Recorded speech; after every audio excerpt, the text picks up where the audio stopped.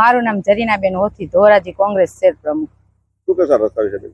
રસ્તા વિશે મારે કહેવાનું એટલું કે સાહેબ અમને 10-15 મિનિટનો રસ્તો છે પરબડી જવામાં, અત્યારે એમાં અડધી કલાક થાય છે, ખાડા પડી ગયા છે, વરિયા પડી ગયા છે, મારી ખુદની ગાડીનું બેલેન્સ ગુમાવીને મારે 2-3 દિવસ પહેલા મારું ગાડી સ્લીપ થઈ ગઈ હતી। અને જે કોઈ આવે છે આ લોકો ધંધાર્થી છે, ખેડૂત છે, એ લોકોને બહુ તકલીફ પડે છે। એ લોકો ધોરાજીથી જોડાયેલા છે, એ લોકોને લેતી દેતી બધી ધોરાજીની હોય, કોઈ દુકાનદાર હોય, કોઈ નોકરિયાત હોય, તો આ લોકોને તો રોજનું થયું, એ લોકો રોજ અપડાઉન કઈ રીતના કરી શકે? અમારી માંગણી એટલી છે કે તમે ખાડા ખબડા સીધા કરીને રસ્તો સુધારી આપો, તમારી મહેરબાની। મારું નામ ભરતભાઈ વિઠ્ઠલભાઈ વગાસિયા। આ ફરેણી નાની પરબડી અને ધોરાજી વચ્ચેનો રસ્તો એટલો ખરાબ છે કે ન પૂછો વાત।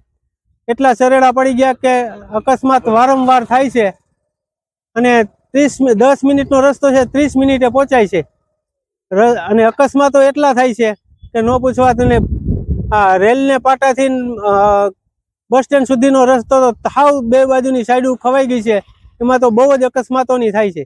તમારી માંગણી શું છે? અમારી માંગણી એવી છે કે વહેલામાં વહેલી તકે આ રસ્તો બને એવી અમારી માંગણી છે।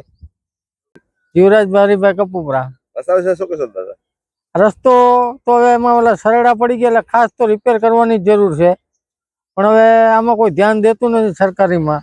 2-3 વાર રજૂઆત થઈ પણ કોઈ દીધું નહીં। ખેડૂને માટે તો કોઈને વાહે બિહારીને લઈ જાવ તો જઈ શકે એમ નથી, ગાડી આખી આમ થાય છે।